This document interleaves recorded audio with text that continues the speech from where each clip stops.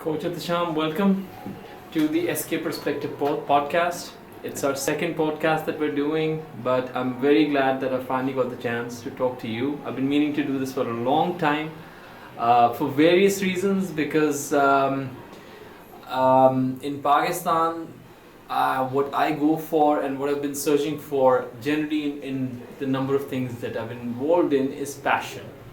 One of the things that I've seen in you and in your team is passion about MMA, and I'm very glad that I finally got you to talk about MMA in Pakistan and the passion at Fight Fortress, which has been an inspiration for me in learning things which I've never been really, I hadn't never really have been involved in MMA or Jiu-Jitsu or anything like that. And in that respect, welcome to thank you so much. Thank you so much for having me. Thank you so much. Where do we start? I mean, there's many things that we can talk about and many things that we would like to talk about. Firstly, since it's important to talk about the recent fight of Uloomi that was held in Philippines, and where Uloomi fought the gentleman from India, a very good fighter, and won the fight. So how do you feel about that particular fight, and how was the feeling of the lead up to the fight and obviously the result?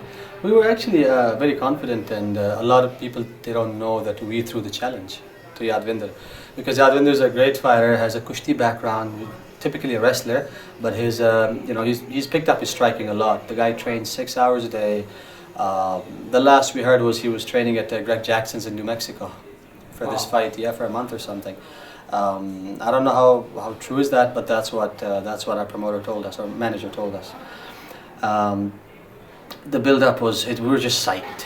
The only thing that we wanted to do was we wanted to make sure that everything, according by the book, everything goes by the book. Everything, we've done the preparation, and we wanted to make sure that we just wanted to have that feeling every time we went to sleep at night that, okay, today we did not leave any stone unturned. We did all the work that we had to do. We're putting in all the effort. The support from the team, from the family, everyone was huge. It was big. Everyone was psyched. Me and Sultan were more of a nervous wreck, and Uloomi was just chill. But obviously we had our faith in him. It's not like it was a surprise. We were not surprised when he won that fight. We're actually, and we were sort of actually expecting for it to go to a decision, because Yadwinder has a strong chin, and Uloomi has picked up his stamina over the years. Uloomi has matured as a fighter a lot at the same time, and the fight itself was amazing. I mean, we didn't get to see it live, but we got the results online from our friends watching in Philippines. But when we saw the fight, we were actually very surprised. We're actually very happy that he was so composed. But obviously, as coaches and as elder brothers, he always has to take a lot of shit from us.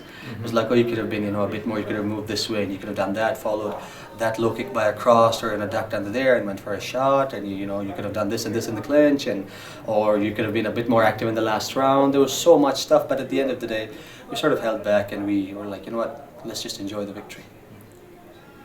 So it was good. And how was the response in Pakistan? It was crazy. I mean, things actually flew off in a tangent. After the media, they sort of, spun it in a different way. Everything, it's like I've always told my boys, just keep working hard. Just keep working hard with your heart and soul. Put it into anything, and the reward is going to come. And it's always going to come unexpectedly. So sometimes we set goals, okay, I'm going to do this for the next 5 years, and then after 5 years, I'm going to reap the benefits.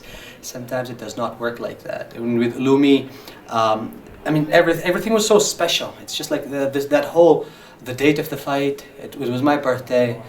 Me and Sultan usually, because mine is 1st August, Sultan's 10th or 11th, and we usually celebrate it together. And then the fight's on the 31st or on the 30th something, and then he won, and then the 40th of August was coming along. We, not even in our wildest imaginations had we ever imagined that, this would become a thing. They would correlate it to the 40th of August, and there are things like, oh, it's an Independence Day gift. No, it's not. It's just a sport. But you know what? We went with the flow. We could not we cannot punch everyone in the face, especially the media. They do whatever they want to do. They're the one in command. But it was perfect. Uloomi worked his ass off for this fight. Uloomi's always worked his ass off, and the way his career has come up, he's matured very soon as a fighter. Is because he was always just the bait to the sharks. Everyone that he has fought has always been strong. The guys that he fought here, he had like hardly a year or something of training, or not 6 months of training, and they threw him in front of like the South Asian silver medalist in wushu, who's also a great wrestler and a coach as well, and he double-legged the shit out of Uloomi in that fight. It was in PFC 1, 2010, 11, I guess, I don't know. Uloomi had a broken rib. We did not even know, but he fought through it and won with an RNC in the last round. It was crazy. So his fight with Mustafa Yusufi, all of his fights. But yeah, I mean, he fought on the 30th, 31st, and then the whole media thing, and then we did not even expect it. We were expecting, but they just blew it out of proportion. It was crazy. And then the 14th August came, it was still on the news. We go to Gilgit, the reception was huge. The chief minister was there, the governor invited us and everything. Wherever he's going, the commissioners and the deputy commissioner did like giving him individual prizes and shields and stuff. So yeah, I mean, finally his hard work paid off, and now he's an inspiration. That whole thing, those 2 weeks of celebration and joy, are pure inspiration for the rest of the guys. And now, as much as I hate to say this on record, but all of the guys are asking to fight an Indian because they know that the media is going to blow it out of proportion and that they're going to get famous, which is actually messed up. And I'm not personally in favor of that, because we worked so hard for what? Just to be a feeder for the media, to sort of like to be a part of their propaganda. So it's not acceptable. It's unacceptable for us. But hey, no publicity is bad publicity, right? So we're gonna go with the flow. Right. And it's been 2 months, roughly 2 months since the fight, and we have the background of the Pakistan-India tensions across the border and the terrorism incidents in India, and it's a different environment from when the fight actually took place. I wanted to ask about the relations between your team and your camp and the other side. I mean, how was it? I mean, did you feel animosity, or did you feel, No, nothing actually. They've tried to team relentless. We have a lot of nothing but respect for Yadwinder Karim and all of his team, Chaitanya Gavali, Sushovan Ghosh, Sanjeevan Padwal, Yadwinder Singh, all of these guys. And in a way, I was talking to Bashir about this, and Bashir Ahmed said, you know what, they are the TFF of India. Because they're probably, and I mean, even in my eyes, they're probably like the only legit MMA fighters or MMA team in India who actually have like blue belts and purple belts in their team. They have a wrestling pedigree, they have striking coaches, and they actually know what the hell they're doing. I don't have anything against the rest of the Indian MMA community, but these are the guys that we know, and I'm actually very happy that we fought cream of the crop in India. So there was no animosity. There was a lot of respect going on between us. Obviously, they had done their research on us. We met Yadwinder Karim and Sushovan Ghosh back 3 years ago in Bangkok when Uloomi was fighting in Full Metal Dojo, and they were actually very impressed. They were actually very impressed with his performance and with his whole head movement and everything. And so we know them from back then. Nothing but respect, and the showmanship they had after, the sportsman spirit that both the teams displayed was actually amazing. It was surprising for some people because they were thinking, we'll be at each other's throats, but at the end of the day, we're sportsmen, and among sportsmen, we're martial artists. And there's only 2 brotherhoods in the world that's very famous, of soldiers and martial artists. We, no matter what, man, at the end of the day, for us, for the people outside, it's a fight.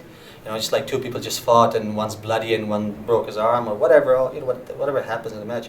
For us, we just shared a memory. Yeah, and in that sense, I mean, MMA is also a sport which probably looks more vicious in my view from the outside than it is from the inside. And as you talk about, it's sort of camaraderie between you and TFF, the other camp. And Relentless, Team Relentless. Team Relentless. Okay, TFF, sorry, is yeah. Obviously. The point here being that how do you see that going forward in terms of the India-Pakistan matches? Do you see more of them being a good thing, or do you see that it'll always be a good thing, because from a coach's perspective, from a martial artist's perspective, from a guy's perspective who has trained in parks and who has fought on a hot day in Lahore in mid-June on a carpet, actually it's actually good for us. Not specifically with India, but with anybody. And if it's with like a neighboring country, no problem. You know, it's at the end of the day, it's a competition. And you know what? We're neighbors, and I know we're same. I know there's no difference between us and them, but I guess we'll get to know more about the Indians, and they'll get to know more about us.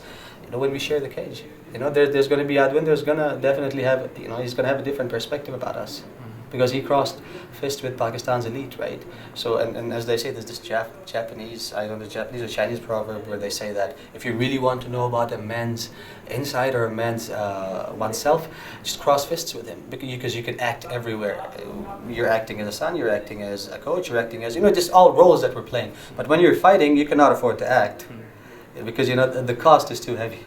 So yeah, more matches. I'm expecting more matches. I'm expecting more challenges, and you know, we're all, just like I said, I hate to repeat it again, but now most of the guys, they want to fight guys from India, right? So it's just better for all of us. Better money for the fighters, more options, more. And in that sense, it obviously is more recognition for MMA and more recognition for the fighters. Do you feel there's a lack of recognition in Pakistan generally, or lack of understanding, exposure? There has been something like that in the years that have passed, or do you feel? Like, MMA it's like, you know, there's around 6 or 7 clubs, good clubs, probably 8 max in Pakistan that are actually training in MMA, and they're training all the aspects, or 1 or 2 of them, and it's still in its infancy. Just because one team is up to date with the knowledge, and I don't actually believe that we're even up to date with the knowledge, the current knowledge, the modern knowledge that actually exists in MMA gyms in Brazil or in Canada or in the UK or the US, right? We still have a lot of catching up to do, and for that we need more and more exposure. And as we can see that it was not a smooth process for the Americans either, not a smooth process for the Brazilians with Vale Tudo, you know. So this is Pakistan. And we've always, despite being the way we are, we've always like tried to detest violence. You know, and I was watching this boxing match, and these stupid reporters on some local television channel were calling it human cockfighting, and I was like, this is just boxing. You know, wait till you see MMA. You know, holy shit. So yeah, we need to. Actually, I believe that. We need to conduct, there needs to be an advocacy on a massive scale to promote mixed martial arts. Not just martial arts, but mixed martial arts. Because again, when we say martial arts, then we're being picky about one style, just boxing, just kickboxing or wrestling or jiu-jitsu. Just forget all of that. You know, you want all of that, all of those styles under one banner, because they all share the same philosophy, right? So the way we are as Pakistanis, if it was up to me, I would not give them the choice to choose between boxing or Muay Thai or Jiu-Jitsu. I'd be like, you're doing all of this stuff, you know, so that you get a taste of, you get to know what's the difference between all of these things. Most of the people think it's just physical. That's exactly why they have their own opinion about it. But you know, you've been around the gym quite a few times, and you know that it's more mental than it is physical. Obviously, physical is there, but if the mind is not present, and that needs to go out in there, and that needs to go out into the public, and we need to. That's exactly why every time we have someone come over to the gym just for a trial class, or just to see what's happening, we just sit them down and we explain the whole thing. And every time with every person that we're talking to, the reaction we get is, I didn't know about this. You know, because they just think it's just pure violence, just 2 guys beating the crap out of each other. And the traditional martial artists actually have this view of us. They think that we're not technical, because a karate guy or a taekwondo guy, when they kick and when they close distance, there's nothing, the game stops, right? It's just like clean. But we have dirty boxing, we have wrestling clinch, and we have, you know, all that sort of stuff. So because they have no knowledge about that thing, they think, oh, it's just go tum, go tag. These guys just, you know, brawling, and there's no technique. Which is very true to a certain extent, but you know, we're more fond of the application of the technique as to the perfection, which is again choosing one extreme. But yes, include all of this: the technique, the spiritual side, the mental side, the physical benefits. People of Pakistan need to know it, because we're all just a part of this rat race where, I mean, we're not the most developed country on earth. You know, we're still graded the 3rd world. So and despite that, yet everyone that you talk to is always busy for some fucking reason, or is always late. You know, you're not even doing 2 jobs. Yeah. You're not even doing, and we know as Pakistanis that we don't work when we should and we don't rest when we should. Right? There's work being done on rest days, and then we're resting on working days, and we're probably probably the only country that has like the most holidays on the face of this planet. So we need, because the training, the MMA training, it does not fatigue you like hypertrophy. It's not like I hit the biceps today and I give it 48 hours of rest. I'm active the very next day. Right? So we need to propagate that thing more. We need to bring that into attention. I know they will water it down when you make it for everyone else, but at the end of the day, it's just promotion of mixed martial arts, and then that's what we're all about, no matter what. At the end of the day, for me, for Sultan, for TFF, business is business, passion is passion, love is love, but the what do you say, like the most important thing, the paramount thing for us is the promotion of MMA.